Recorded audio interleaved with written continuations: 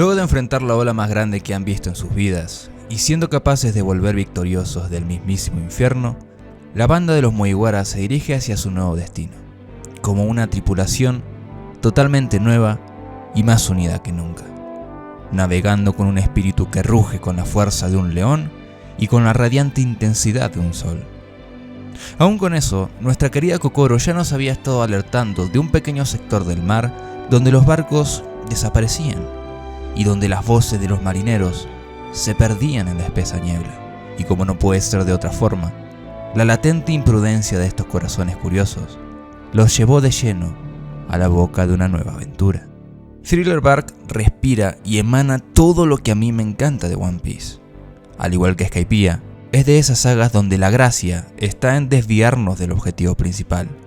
Esto no nos acercará a la isla Yoshin, esto no nos hará llegar más rápido al One Piece, pero quien sea capaz de tomar el camino fácil y decirle no a una aventura, no debería llamarse a sí mismo un pirata. Este es el mar de los sueños, el mar de los corazones libres, el lugar donde lo imposible es posible. Y el mejor guiño para esto es que en nuestro arco anterior terminamos con el sueño imposible de Iceberg, el cual era transformar a Water 7 en un enorme barco, inspirado en el espíritu de su maestro Tom, quien había logrado lo imposible, crear un tren que surcara todos los mares. Y bajo el mismo espíritu de un soñador, empezamos nuestra nueva aventura, justamente en un barco tan grande como una isla. Por eso mismo, abramos nuestros libros de cuentos y vayamos todos juntos una vez más al mundo de los sueños. Es de esta manera que nos adentramos en otra saga que parece sacada de un cuento de fantasía. Thriller Bark nos trae su tan distintiva alegría, rareza y estrafalaria forma de ser. Me parece excelente que desde un inicio Oda descarte tan rápido al trío monstruoso, robándole sus sombras, y que la introducción a este mundo de las pesadillas sea justamente de la mano del trío de cobardes. Para empezar, las situaciones no solo se hacen más divertidas, sino que también ampliamente más tensas, ya que al contrario de sus demás compañeros, ellos son los más débiles en la tripulación. Era atractivo e interesante ver si eran capaces de salvarse por sí mismos en un ambiente donde parecía que todo era una trampa. Los zombies podían aparecer en cualquier parte, ya sean como animales, plantas, alfombras, paredes, puertas, retratos. Era una saga perfecta para que Oda pueda desenvolver todo lo que a él le gusta. Crear un escenario de fantasía con criaturas súper raras y con un humor hilarante en cada esquina. Por su parte, el diseño de cada escenario, cada zona del castillo, cada cuarto representando la personalidad de cada uno de los antagonistas, fueron magníficos. Y además, lo que más me gustó fue la estructura general de la saga. Como vimos, Thriller Bark es como un Skypiea, pero con mejor ritmo y sin alargar tanto el conflicto principal. Parte de esto ocurre desde el momento en que Oda decide utilizar a Ors para eliminar a todos los generales zombies de un saque. Esto de cierta manera se sintió bastante fresco porque al ser una reestructuración de nuestra aventura habitual, se ahorró el típico recurso de tener que separar a los Mugiwaras en diversas batallas de uno contra uno, y que estos al contrario ascendieran temáticamente en una batalla de equipo contra un solo enemigo. Es por esto y quizás que pese a tener ambas sagas narrativas y temáticas muy similares, muchos prefieren más a Thriller Bark porque se les hace menos pesado y con un argumento que va más al grano. Creo que también este tono del arco es un guiño a uno de los misterios mejor guardados de la serie, el One Piece, ya que vemos una interesante mezcla entre el terror y la tragedia, junto con la comedia y la alegría. Y el mejor ejemplo es Brook, el cual es un personaje que pese a tener un pasado súper trágico, no para de reír y de ver la vida con esperanza. Algo parecido a lo que nos mostró en Water 7 con Tom, que pese a recibir noticias trágicas, no paraba de reír. Y que también tenemos con Kokoro, la cual tenía una obsesión con el sake, relacionándolo obviamente con el sake de Binks. Seguramente de esta misma manera, lo que vio Roger en el One Piece manejará el mismo tono, algo terrible contado de una manera graciosa, o que tal vez Joy Boy es alguien alegre que simplemente ha pasado por cosas horribles. Pero, además, Kokoro tiene otra relación importante. Exacto, es una sirena. Y justamente la razón principal que hace a Brook soportar toda esta oscuridad es gracias a una promesa. Una promesa con un Nakama marino al que apreciaba mucho, lo cual en paralelo se relaciona con la promesa de Joy Boy a la princesa sirena. Ambas siendo promesas que por una u otra razón nunca se pudieron cumplir por una larga cantidad de años. Siendo también una interesante relación con la promesa de Calgara y Norland. No solo porque en ambas narraciones también tuvieron el inconveniente de no poder cumplir su promesa, sino porque también la promesa está relacionada a un sonido musical, la campana de Shandora y el saque de Binks. Todo con la idea central de que estas melodías transmiten un mensaje, siendo quizás una pista importante sobre el papel del saque de Binks en la historia. Ya que, por ejemplo, Luffy siempre ha querido tener un músico en su tripulación desde inicios de la serie. Y además, como nos dijo el narrador de la historia, la campana de Shandora es la prueba de que en el pasado alguna vez existió una próspera ciudad ancestral. Por ende, el saque de Binks cumplirá el mismo papel, siendo la icónica melodía de la antigua civilización de los Di. Y con el paralelismo de siendo Luffy una vez más aquel que en cientos de años será el encargado de hacer resonar esta melodía por todo el mundo, cumpliendo esta promesa perdida en el tiempo. Y como nos dijo Robin, ¿qué puede ser más romántico que eso? Y además, sus temáticas funcionan como opuestos perfectos, ya que Skypiea nos trae la temática de los sueños. Y dentro de los sueños también existen las pesadillas, siendo el tema principal de este arco. Y además, con el interesante caso de que los acontecimientos de Thriller Bark conectan con la mini historia de Enel en la luna. Y a partir de esto, llegamos al siguiente punto. Ya que a partir de la temática de las pesadillas, Oda nos desarrolla algo muy importante que vino preparando desde los inicios de la serie. Así que, veámoslo con detenimiento.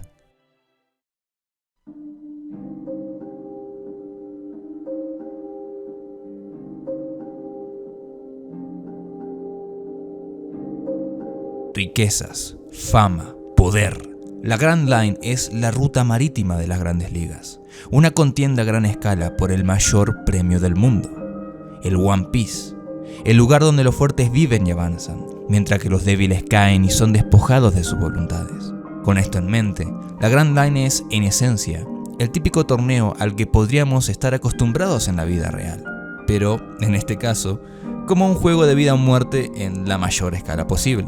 Pero, para crear este fabuloso ambiente de competencia extrema, Oda tiene que ser capaz de darle textura y contraste a la Grand Line con un elemento muy importante y muy esencial: los propios jugadores. Como en toda competencia, hay una gran cantidad de aspirantes al premio, y estadísticamente la mayoría siempre van a ser los mediocres, teniendo cada uno la función de ser una representación opuesta de algún ideal de Luffy. Haciendo esto, Oda no solo logra presentarnos los diferentes ideales que mueven a nuestro protagonista, para darle más bidimensionalidad, sino que también nos muestra qué es lo que hace que Luffy sea más merecedor del cupo hacia la Grand Line que otros piratas. El East Blue, de cierta manera, al ser el mar más débil de todos, no tiene permitido participar con las grandes ligas desde el inicio. Así que podríamos considerar esta primera parte del viaje de Luffy como una fase de playoff. Y es por esto también que Luffy derrota de una manera tan fácil a todos estos piratas. Ninguno de ellos tuvo siquiera un poco de oportunidad contra Luffy. Ya adentrándonos en la Grand Line, Luffy ya pasa de ser un pirata mediocre a ser uno de los novatos, las futuras estrellas del torneo, las que luego conoceríamos en Sabaody, aquellos piratas con grandes ambiciones y habilidades que tienen lo suficiente como para poder entrar en la Grand Line. Pero, como vimos con Mihawk y Zeph, la primera mitad de la Grand Line es conocida bajo dos nombres: el Paraíso y el Cementerio de Piratas. Esto en un primer vistazo parecerá contradictorio, pero gracias a nuestra conversación con Garp y Kobe en los astilleros de Water 7, entenderíamos que esto es así porque en la segunda mitad de la Grand Line, el Nuevo Mundo, habitan las mayores estrellas de la competencia, los 4 emperadores del mar. Y con esto, entendemos que esta primera mitad de la Grand Line tienen esos nombres porque no solo es un paraíso comparado con el nivel de competencia que hay en el Nuevo Mundo, sino que este es el cementerio de todos aquellos novatos que intentaron entrar al Nuevo Mundo y que fueron brutalmente aplastados y enviados de vuelta a bajar la escalera. De esta manera, los competidores que veremos en esta primera mitad de la Grand Line serán aquellos jugadores con los sueños aplastados, los viejos novatos, piratas que en su juventud entraron en la Grand Line al igual que Luffy, piratas que tenían el talento, la fuerza, las habilidades, la voluntad para querer ser el rey pirata, pero que por algún desafortunado giro del destino no tuvieron lo suficiente para avanzar. Es así que Crocodile es el primer contendiente que nos presenta la Grand Line. Luchar contra un Shichibukai es una subida de nivel para Luffy, pero para Crocodile, que entiende el verdadero nivel del Nuevo Mundo, estar en el lugar en el que está es la mayor humillación. Y es por eso que en Alabasta se siente este ambiente tan hostil por los novatos. Todos no paran de decirle a Luffy y su tripulación que no entienden realmente el verdadero nivel de competencia con el que están aspirando a luchar. Y es de esta manera que podemos relacionar a este famoso apodo de la primera mitad de la Grand Line, el cementerio de piratas, con justamente toda la temática que envuelve a Thriller Bark.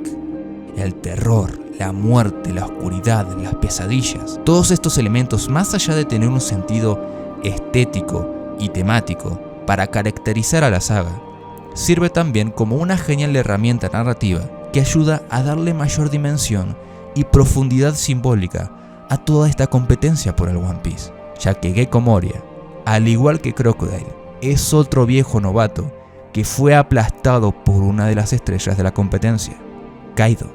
Y todo su diálogo de bienvenida a los Mugiwaras, abriéndole las puertas a su mundo de las pesadillas, nos narra que en realidad toda esta pequeña isla es una representación metafórica de todo lo que Gecko Moria sufrió y vivió como pirata en el Nuevo Mundo.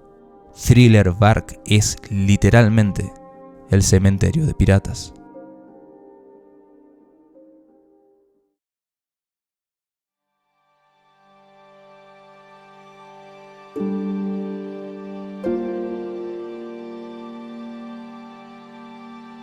Moria no quiere volver a pasar ese dolor que significa perder a tus nakamas, y por consiguiente decide apoyarse en los zombies porque ya están muertos. No quiere forjar ningún tipo de vínculo con nadie, y al ser sus subordinados zombies, son simple carne de cañón fácilmente reemplazable. No hay apego y por ende no hay ningún tipo de duelo emocional. Por eso, su mecanismo de defensa es simplemente sentarse, dormir y dejar que los demás hagan su trabajo. Si no se involucra directamente con nada de lo que esté logrando su tripulación, será fácil desvincularse entonces de todo cuando las cosas salgan mal. Su poder gira en torno a tomar los poderes de otras personas, porque no puede hacer nada por sí mismo. En su fracaso, trata de que todos los demás también se rindan solo porque él no pudo hacerlo. Pero al contrario de Moria, Luffy no necesita robar sombras para que las personas lo sigan, porque él tiene la capacidad de que un monstruo, un cyborg, un demonio, un pervertido, un tipo negativo o hasta un grupo de piratas quieran seguirlo por voluntad propia. Mientras los subordinados de Moria son obligados a seguirlo siendo manejados por comandos, sin sentir dolor, emociones y sin tener libertad, los Mugiwaras destacan por su fidelidad como grupo, pese a sus diferencias. Cada uno tiene su propia personalidad, su propia manera de ver las cosas, su propia manera de actuar y sus propias manías. Zoro, por ejemplo, no es capaz de estar solo sin perderse.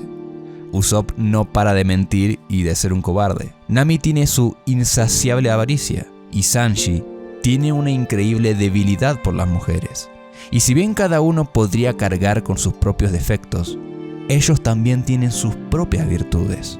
Usopp, reivindicando su desarrollo en Enies Lobby, se da cuenta que de la misma manera que él fue el único con la capacidad de alcanzar a Robin, ahora era el único Mugiwara que podía vencer a Perona. Si bien no era el más fuerte, nadie podía ser más negativo que él. Y ese aspecto tan personal de él es lo que en paralelo vemos con la hermosa amabilidad de Sindri, la cual contrasta en un zombie sin emociones que se destaca por su falta de humanidad.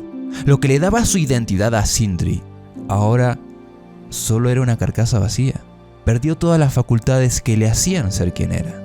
Mientras que un agente del gobierno, un zombie o un soldado genéticamente modificado son inútiles sin alguien que les dé órdenes, los Mugiwaras, honrando sus propias facultades individuales y aquellas cosas que les hacen ser quienes son, es que adquieren la capacidad para salir de diversas situaciones, mostrando las cualidades en las que cada uno es bueno. Y este sentimiento también se representa en aquellas sombras que conservan su personalidad. Si bien, con el tiempo y de manera progresiva iban olvidando quiénes eran hasta convertirse en simples títeres, gracias a Sindri y Ryuma, pudimos ver cómo nuestra mayor virtud como humanos floreció aún en la oscuridad más grande. Nuestra individualidad, nuestras propias características, las cosas que nos hacen únicos, nuestra libertad, nuestra capacidad para conectar con otras personas y motivar nuestras acciones, es lo que hace que justamente los Mugiwaras ganen esta batalla. Porque mientras un agente del gobierno abandona a un camarada por no cumplir con las expectativas, los Mugiwaras, en contraparte, luchan contra Ors en un esfuerzo por ayudar a cubrir los defectos de su capitán. Luffy siempre ha sido la carta del triunfo para los Mugiwaras. Pese a tener una personalidad problemática para algunos, no hay nadie al que más puedas depositarle tu confianza que a él. En esta batalla, Luffy tenía una increíble debilidad: las trampas. En un barco donde hay hombres invisibles, cuerpos astrales, manipuladores de sombras y pasadizos secretos, se encontraban con un montón de enemigos con poderes para confundir. Y sabiendo que su capitán es el tipo más ingenuo de todos, tenían que actuar de una manera que lograran abrirle un espacio para que logre luchar directamente con Moria. Seawater 7 fue la saga que ayudó a madurar a la tripulación en un conflicto que puso en evidencia sus mayores carencias y poniéndolos a prueba en una batalla que requería que cada uno diera lo mejor de sí mismo. Entonces Thriller Bark aparece como una reivindicación de su espíritu como equipo. Si antes sus virtudes brillaron en batallas individuales, ahora esas virtudes debían de relucir en una batalla en conjunto contra un solo enemigo. Y teniendo una fe inquebrantable en su capitán, no dudan en intentar abrirle un paso para que éste se encargue del enemigo más fuerte. Por eso, de cierta manera, la tripulación de Moria es, metafóricamente, la sombra de los Mugiwaras.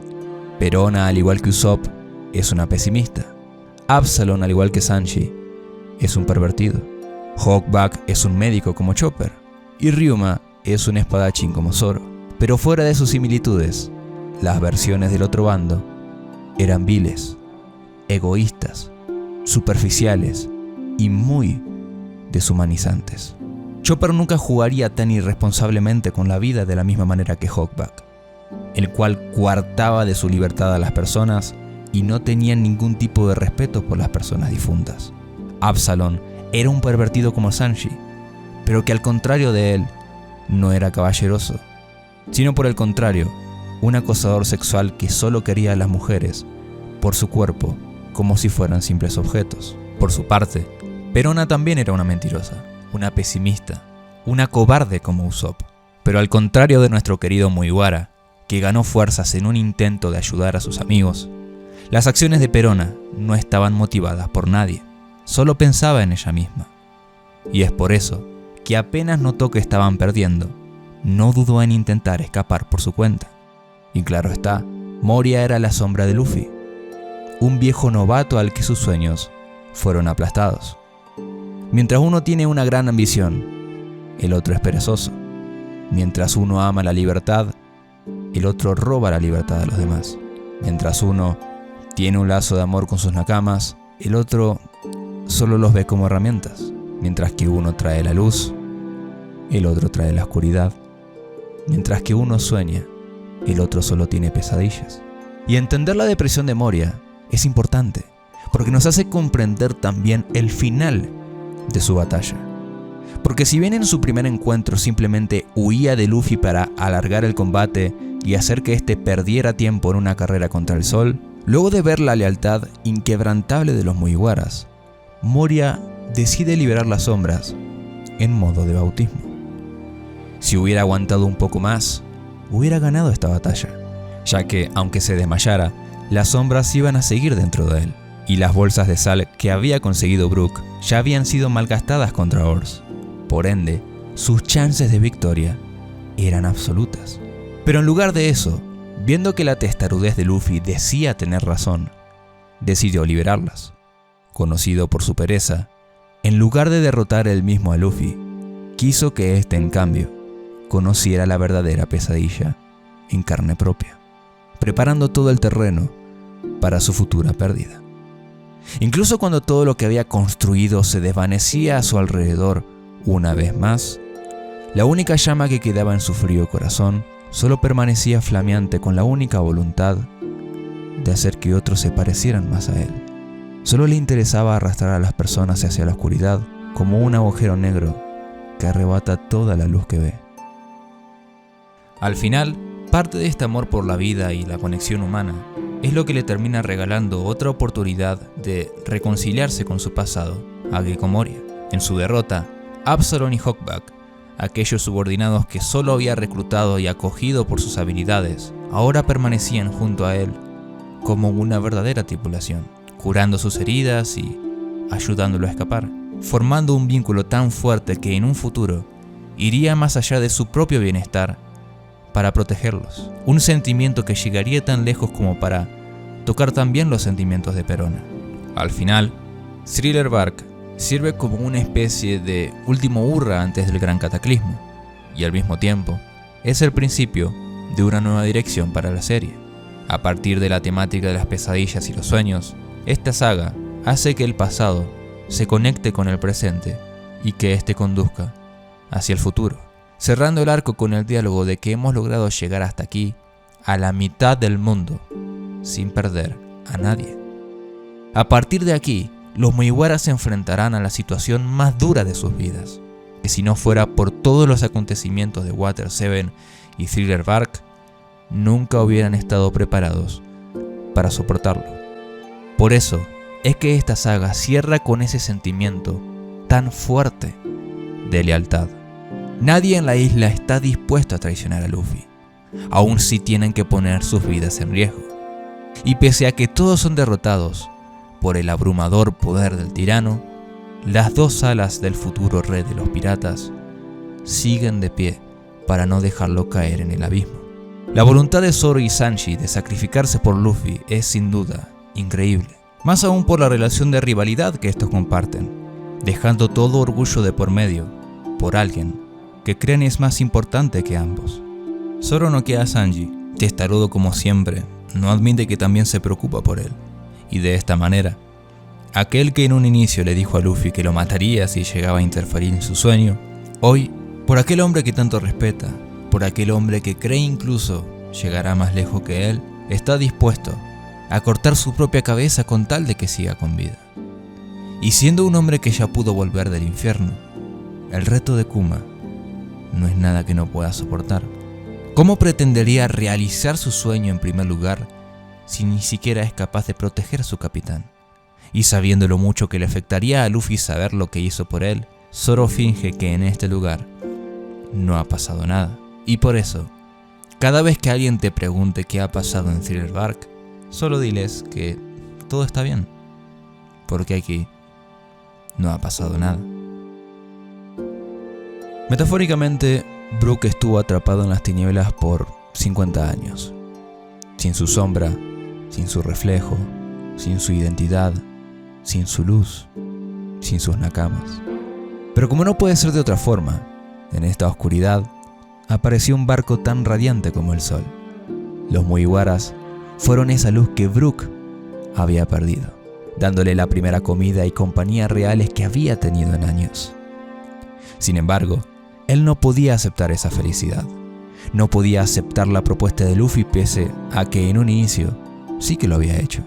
y afirmando de manera simbólica que sus lágrimas ya no brotaban de sus ojos, se negó sabiendo que él tenía cosas pendientes con su pasado.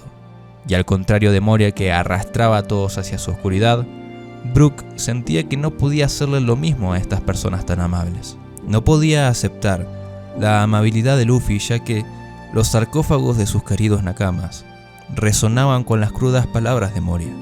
En este mar, cada clavo que sobresale es martillado de nuevo.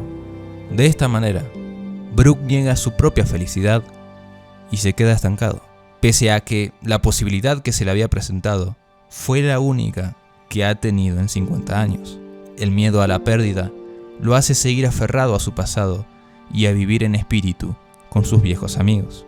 Rechaza, al igual que Moria, los lazos afectivos. Pero, pese a haber perdido a su tripulación en el pasado como Moria, Brook aún mantiene un vínculo en su vida, la Boon. Y siguiendo ese último rayo de luz en su vida, decide enfrentarse una vez más a su depresión, representado en Ryuma, queriendo este espadachín destruir la última gota de felicidad que le quedaba en la vida, su afro, su último lazo con la Boon. Y pese a enfrentarse a un adversario que artificialmente replicaba todas sus técnicas, su poder no era suficiente. Y en el momento en el que sentía que perdería lo último que le quedaba en este mundo, Zoro aparece para ayudarlo. Si él no podría contra Ryuma, Zoro sí podría. Si Luffy no podía solo contra Oars, gracias a las sombras de todas las personas de Thriller Bark, sí podría. O de la misma forma en la que Nami solo pudo vencer a Absalom gracias a Sanji. Los vínculos entre camaradas son lo que les termina dando la victoria.